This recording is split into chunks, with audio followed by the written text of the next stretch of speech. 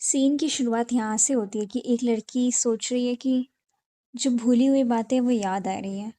घड़ी के जो थोड़े से भी पल थे वो सब वापस आ रहे हैं और एक लेगेसी वो भी याद आ रही है।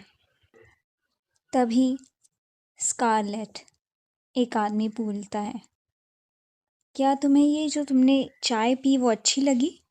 और ये कोई और नहीं, इन्वेस्टिगेटिंग ऑफिसर है। ये बोलता है, लेडी स्कारलेट डैम्पफ्लेट, क्या तुम्हें वो चाय अच्छी लगी जो तुमने अभी अभी पी है? तो ये पहले क्या होता है वो बताया जा रहा है। ये कहानी जो मानवा है वो है things I didn't know because it was the first time. तो वो बोलती है मन में कि कभी कभी मुझे लगता है कि मेरे जो पति है उसका जो पूरा साम्राज्य है इतना सुंदर, जो इतना बड़ा हॉल अभी अभी बना है, और ये सारे लोग जो सेलिब्रेट कर रहे हैं क्योंकि मेरे हस्बैंड वो अब एक ऊंचे पोजीशन पर बैठ गए हैं। मेरे आसपास सब कुछ इतना परफेक्ट है, फिर भी मुझे पता नहीं क्यों बेचैनी होती है। और मैं वही करती हुई जो आज तक मुझे सिखाया गया है, एक स्माइल जो प्रॉपर हो सबके लिए। वो उन्हें आने के लिए शुक्रिया बोलती है और सब लोग उसे देखते, अरे आप? तो वो पूछती है, हाँ मैं हूँ, और क्या आपको खाना पसंद आया? तो वो लोग बोलते हैं, हाँ बहुत ही अच्छा था खाना तो, और ये जो हॉल बना है नया ये भी बहुत सुंदर है। मैं तो बस ये सोच रही हूँ कि जो लॉर्ड डैम्पलेट है उन्हें कैसा महसूस होता होगा ये सब देखकर। तब जो हमारी फीमेल लीड है जिसकी शादी हो चुकी है वो देखती है अपने पति की तरफ। उसका पति सभी को अटेंड कर रहा है पार्टी में। इसका नाम विक्टर डैम्पलेट है। ये लड़की का पति है। अगर कल की सेरेमनी बहुत अच्छे से चली गई तो हम रॉयल पीपल्स में आ जाएंगे। एक ऐसा आदमी जिसने अपनी माँ के लिए उनकी जो बदले की आग थी उसे बनाए रखा, और जो उनकी बेइज्जती की गई उसका बदला लेने के लिए वो आज इतने ऊंचे पद पर आकर बैठ गया है। एक आदमी जिसने एक इतने बड़े वो जो खतरा था उसका सामना किया और उसे पूरी तरह से जड़ से ख़त्म कर दिया। और एक ऐसा आदमी जिसे इस दुनिया में सबसे ज़्यादा प्यार करती हूँ। हमारी शादी हो गई जब मैं 18 साल की हुई, हमारी लीगल एज जब हो गई, और बीते हुए 2 साल जो हमारे बीच थे मैं हमेशा खुशी से भरी हुई रही। मैं अपनी ज़िंदगी भी उसे देने के लिए कतराऊंगी नहीं। मगर क्या वो भी मेरे बारे में यही सोचता है? मैं नहीं जानती। तभी उससे ये सब जब सोचती रहती है वो, तब एक लड़की से पूछती है कि बेस्टीना, क्या वो लोग जंग के लिए तो तैयारी नहीं कर रहे ना? तब जो स्कारलेट होती है वो बोलती है कि मुझे नहीं पता, मेरे पति हैं जो वो समुद्र की रखवाली करते हैं, उन्हें ज़मीन पर का कुछ नहीं पता। तो वो लोग बोलते हैं कि हाँ, सैलेंटीन जो है साम्राज्य वो पूरा माउंटेन्स पर्वतों से घिरा हुआ है। जब तक विक्टर जो है वो समुद्र को देख लेते हैं मुझे लगता है कि शायद हम लोग सेफ रह सकते हैं। तब वो एक आदमी बोलता है कि मुझे तो लगता है ये नामुमकिन है कि कोई भी उस पर्वत को पहाड़ को पार कर पाए। बेस्टीन जो कि हमसे बहुत ज़्यादा कमज़ोर है, यहाँ पर वो लड़की सोच रही है स्कारलेट बहुत ज़्यादा कमज़ोर है, और अगर जंग होगी तो उन्हें ज़्यादा नुकसान होगा। लेकिन लोग फिर भी ये सब सोचते रहते हैं पॉसिबिलिटी की क्या खामियाजा हमें हमारे देश को भुगतना पड़ेगा। वो सोचती है कि यहाँ पर भले ही देश की बातें हो रही हों, मुझे तो बस कल का डर सता रहा है। कल की बैकग्राउंड स्क्रीनिंग, कल कुछ गलत हो गया तो, कल अगर मुझे बहुत ज़्यादा प्रेशर हो गया तो, अगर ये सब हुआ तो। वो अपने पति को देखते हुए सोचती है, क्या तुम मुझे छोड़ दोगे?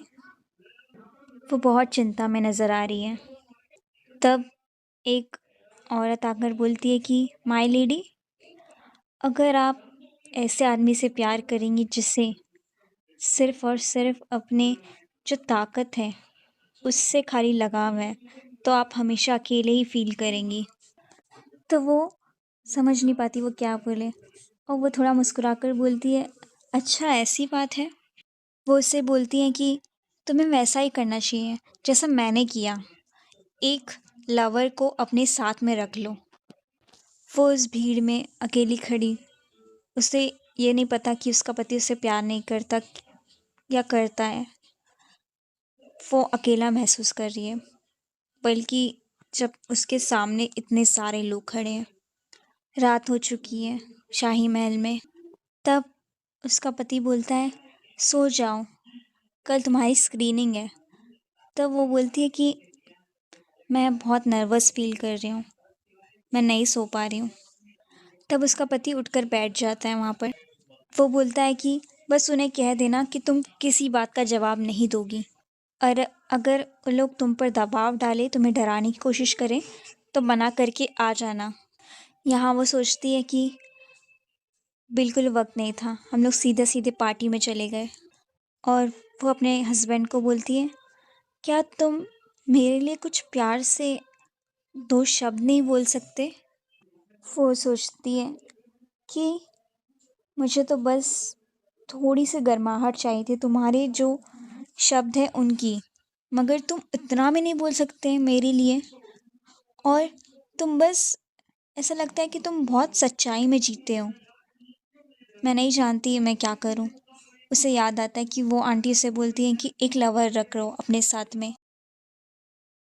बात अपने हस्बैंड को बताती है कि उसने कहा कि वो लवर रखने के लिए उसे। तो उसका हस्बैंड बोलता है, तो क्या तुम सोच रही हो सच में रखने का? वो शर्मिंदा फील करने लगती है और बोलती है, क्या मैं रख लूं? तब उसका हस्बैंड स्माइल करने लगता है। वो उसे बोलता है कि मुझे धोखा मत देना। यहाँ पर वो बोलती है कि तुम किस तरह के धोखे की बात कर रहे हो? वो सोचती है कि मैं जानती हूँ जवाब, मगर मैं फिर भी सवाल कर रही हूँ। वो बोलती है, क्या तुम कल के इन्वेस्टिगेशन की बात कर रहे हो? यहाँ पर उसका हस्बैंड कुछ नहीं बोलता है। तब वो बोलती है, क्या मैं लवर सच में रख लूं? वो सोचती मन में, मुझे नफरत हो रही है खुद से कि मैं जानती हूँ कि उसका जवाब वो नहीं होगा जो मैं सोच रही हूँ। तब उसका हस्बैंड बोलता है कि तुम गुस्सा क्यों कर रही हो, मत करो ये सब, कल ख़त्म हो जाएगा सब कुछ। वो सोचती है कि कभी कभी मुझे ऐसा फील होता है कि मैं भले ही जिससे मैं प्यार करती हूँ, मैं उसके साथ हूँ, उसकी बाहों में हूँ, मगर मैं अकेली हूँ। उसकी जो बात है कि एक जो आदमी जो पावर के साथ इतना लगाव रखता है, जो ताकत के लिए इतना भूखा है, उससे प्यार करोगी तो तुम अकेला ही फील करोगी, उसके दिमाग में अटक चुकी है। वो वही बात वापस वापस याद कर रही। वो सोचती है शायद वो विक्टर होगा, यानी उसका पति, जो नया लवर रखेगा। एक बार कल का काम हो जाए, सब तहकीकात हो जाए, तो उसे तो मेरी ज़रूरत भी नहीं है। रात के अंधेरे में वो उससे पूछता है, क्या तुम मुझसे प्यार करती हो ना स्कारलेट? वो बोलती है, हाँ। सुबह हो चुकी है और स्कारलेट अपने मुंह को अपने घुटनों पर रखकर ऐसा लग रहा है वो मायूस है। पता नहीं क्या बात है, उसकी आंखों से आंसू गिरने लगते हैं। वो किसी बात को लेकर बहुत ज़्यादा नाराज़ हो चुकी है। वो सोचती है मेरा दिल दुख रहा है। उसकी कल की बात विक्टर के साथ जो हुई है, उसे समझ में नहीं आ रहा क्या विक्टर उसे सच में प्यार करता है। और आज का दिन जब वो ये सब बात उस ऑफिसर को बता रही है, तभी भी उसकी आंखों से आंसू टपकने लगे थे। तब ऑफिसर बोलता है, लग रहा है कि चाय अपना काम कर रही है। तो वो बोलती है, कैसा काम? तो वो बोलता है, क्या तुम्हें पहले की सारी यादें वापस आ रही हैं? मैंने एक यादें जो तुम्हारी और ज़्यादा तुम्हें लाकर तुम्हारे दिमाग में डाले, वैसी इसमें ड्रग्स डाल दिए। तब वो ऑफिसर बोलता है कि आसान नहीं था, ये लोग जो बनाते हैं ये बहुत दूर मिलता है। तब वो बोलती है, तुमने ऐसा क्यों किया? तब वो मुस्कुराकर आदमी बोलता है, ताकि तुम भूलो ना कि इस कमरे में क्या हुआ था। वो बताता है उसे आगे कि मैंने तुम्हारी जो ड्रिंक में डाली है दवा चाय में, वो पुरानी यादें वापस तो लाता है, मगर अगर तुम ज़्यादा लेने लगोगी तो ये तुम्हारी नई यादें मिटा भी देगा। वो बोलती है कि मिटा देगा? तब वो बोलता है हाँ, और जल्द ही तुम्हें कुछ भी याद नहीं रहेगा। ये बोलकर वो उसके हाथ में हथकड़ी लगाने लगता है। वो बोलता है अब मैं तुम्हारे साथ जो कुछ भी करूं। तब वो चिल्लाने लगती है मैं विक्टर डैम्पलेट की वाइफ हूँ, तुम्हारी हिम्मत कैसे हुई मेरे साथ ये करने की। तब वो उसका हाथ उसी जो हथकड़ी उसके साथ में खींचता है और बोलता है कि हाँ सही कहा, मैं कैप्टन के साथ ये तो नहीं कर सकता ना, पर आप अलग हैं मैम, मैं आपको आसानी से हैंडल कर सकता हूँ। यहाँ पर वो बताती है कि ये मेरा पहली बार नहीं है पुलिस स्टेशन में। जब मैं 12 साल की थी, यहाँ पर एक सीन दिखाया जा रहा है जहाँ पर कुछ खून पूरा गिरा हुआ है और एक गाड़ी जो उस वक्त थी उसमें उसके मॉम डैड मर जाते हैं और उसके भाई उसकी आंखें चले जाती हैं। तब मुझे उसकी साक्षी बनने के लिए, उसकी गवाही देने के लिए जाना पड़ा था पुलिस स्टेशन। उस वक्त उस पुलिस वाले ने मुझसे बार बार वही बातें दोहराने के लिए कहा।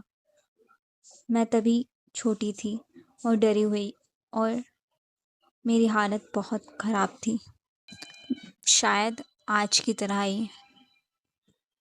तब वो बोलता है ऑफिसर कि जो भाई बहन थे जो उस एक्सीडेंट में अनाथ हो गए, वो लोग को उनके अंकल ने अच्छे से बर्ताव उनके साथ नहीं किया। वो बोलता है ट्रैजिक स्टोरी है ना कितनी। तब वो लड़की बोलती है कि मेरी जो निजी बातें हैं पहले की, मुझे नहीं लगता वो इस इन्वेस्टिगेशन से कुछ ताल्लुक़ रखती हैं।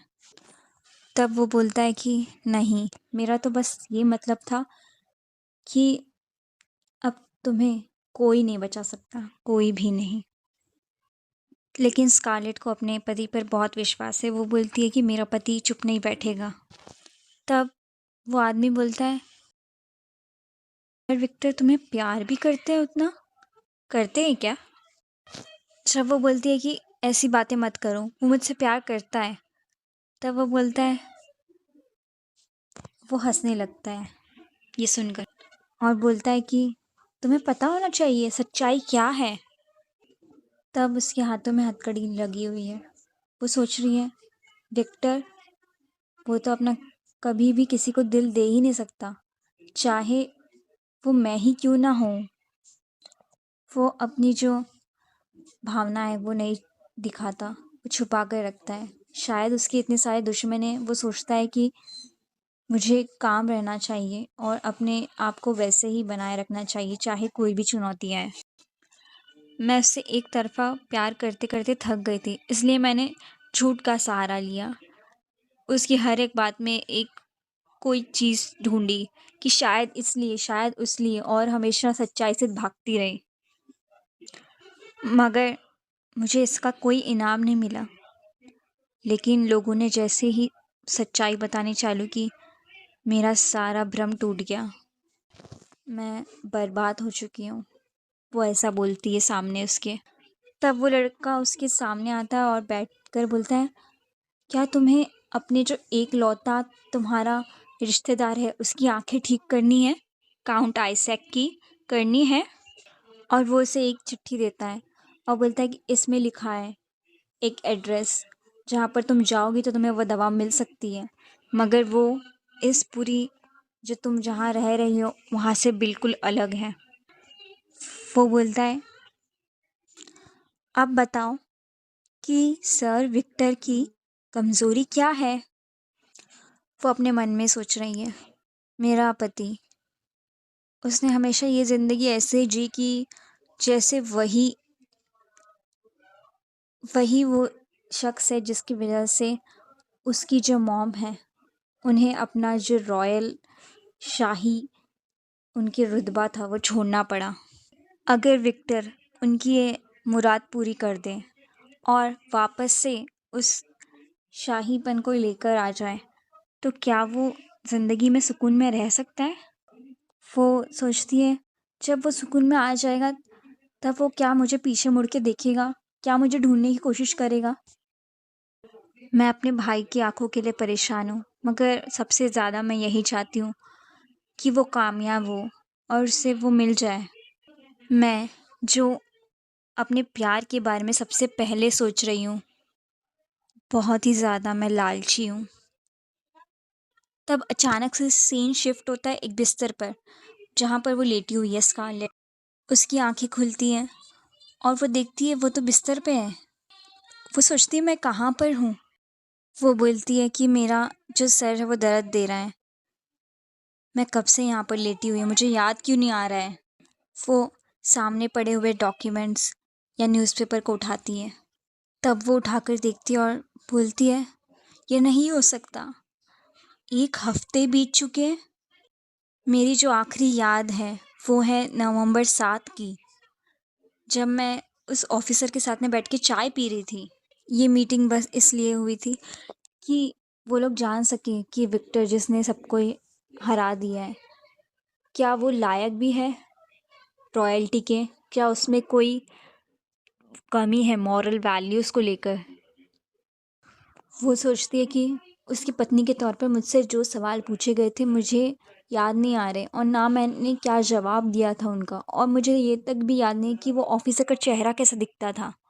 तभी दरवाज़ा ज़ोर से खुलता है। वो चौंक जाती है पूरी तरह से और सामने देख उसका पति आ रहा है वहाँ से सामने से। वो एक अजीब सा चेहरा बना रखा है उसने और बोलता है, स्कारलेट, तो तुम यहाँ पर छुपी हुई थी तब से?